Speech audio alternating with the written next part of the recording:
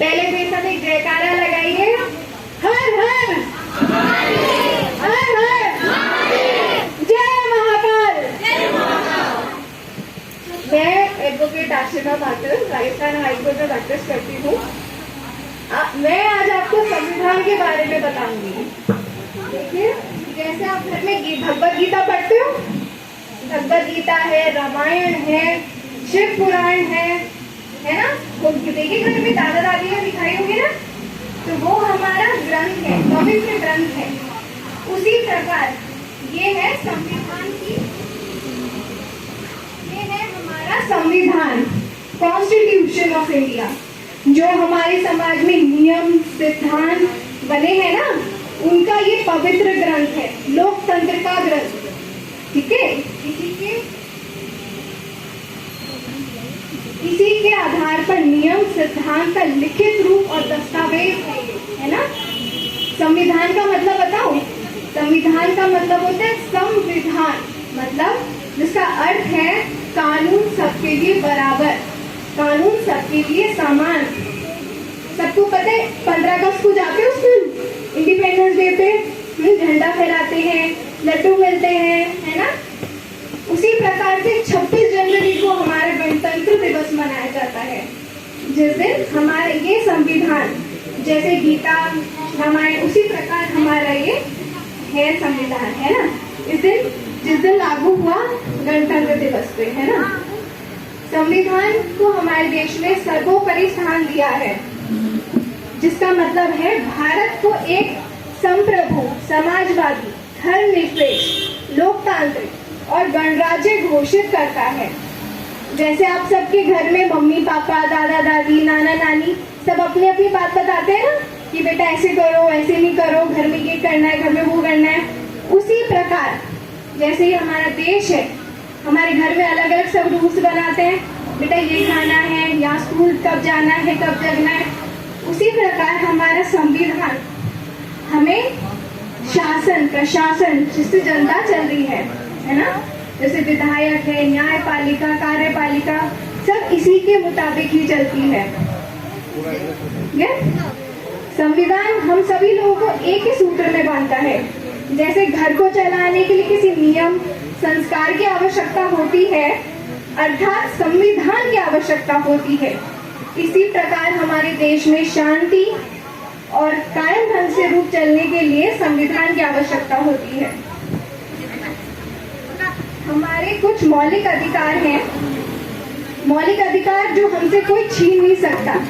ठीक है, जैसे आपको जैसे स्कूल में है, सब एक साथ पढ़ते हो, ऐसे तो नहीं करते ना कि किसी को अलग पढ़ा दिया, किसी को अलग पढ़ा दिया।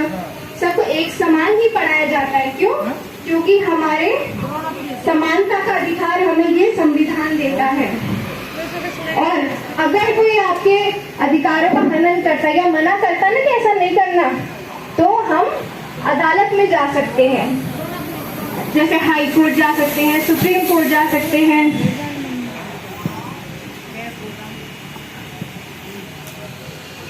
हमारा समानता का अधिकार है।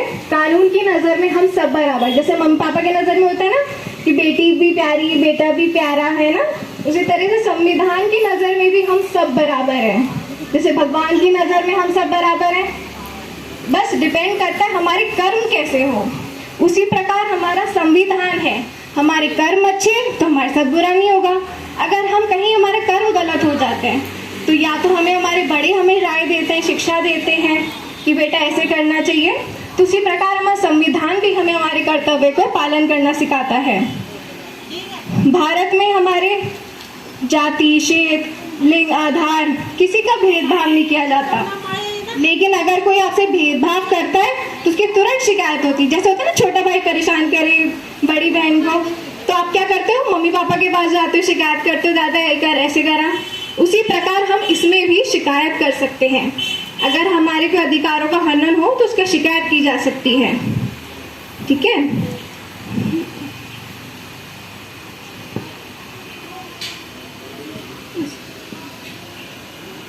हमारे जैसे संविधान में हर नागरिक को अपनी बात कहने का अधिकार है, मौखिक रूप से, लिखित रूप से, चित्र के रूप में। जैसे अपन स्कूल में होता है ना ऐसे कंपटीशन, तो आपको कोई ऐसे दिया जाता है बेटा इस पे बोलना है, इस पे करना है, तो आप क्या करते हो?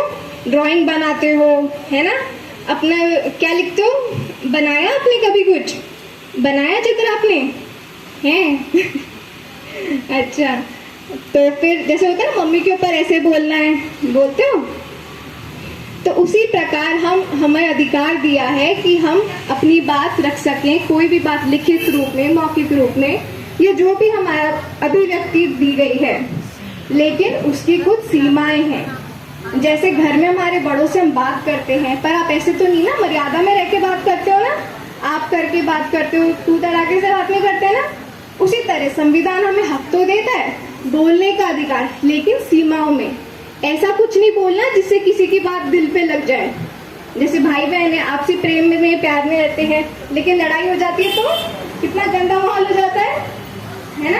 तो उसी तरीके से आप बात बोल सकते हो, लेकिन अपनी सीमाओं में रह के, कोई मर्यादा उल्लंघे ना। आप कहीं भी जा सकते हो, कोई रोजगार कर सकते हो, कहीं भी रह सकते हो, लेकिन जहाँ मना हो कि वहाँ नहीं जाना तो वहाँ नहीं जाना, ठीक है? इसकी कुछ सीमाएं हैं। आपको कोई बात सरकार की या कोई पसंद नहीं आ रही, तो आप जैसे आज हम इकट्ठा हुए हैं, शांतिपूर्वक इकट्ठा हुए हैं, तो उसका अधिकार है। गांधीवाद तरीके से आप अपनी बात रख सकते हो, उसका अधिकार है। ये नहीं कि भाई गोली तलवार लेके फौज गए, नहीं, उसका हमारा कानून हमें इजाजत नहीं देता, वो एक अपराध बन जाता है। आप कोई भी संगठन बना सकते हैं, जैसे हमारी नारी शक्ति का संगठन है, बनाइए, लेकिन ऐसा संगठन ना हो जो आपराधिक गतिविधियों को बढ़ावा दे। जैसे छोटे बच्चे पेंसिल कभी कभी ले लेते हैं ना, अपने दोस्त की अच्छी लगती है, लेते हो? ऐसा कभी नहीं करना, ऐसा कभी नहीं करना, क्योंकि हमें भगवान तो देखता ही है। उसी प्रकार कानून, हम अगर कुछ गलत करते हैं तो कानून तुरंत देख लेता है।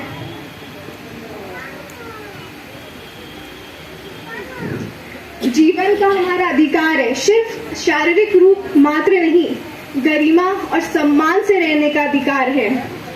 सभी को राशन कार्ड मिलने का अधिकार, आंगनबाड़ी में बच्चों को खाना मिलने का भी अधिकार मिलता है। बच्चों को आंगनबाड़ी जाते हो?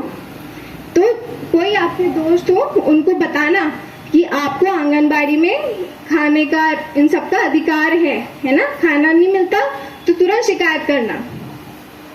उसी प्रकार बुजुर्ग लोगों को पेंशन मिलने का अधिकार, 6 से 14 साल तक के बच्चों को शिक्षा का अधिकार भी है, और अनिवार्य है, ये निःशुल्क अधिकार है आपका।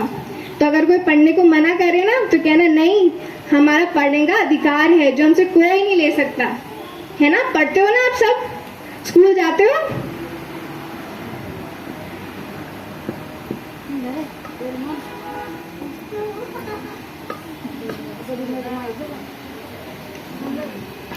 संविधान हर नागरिक को अपना अधिकार प्राप्त करता है।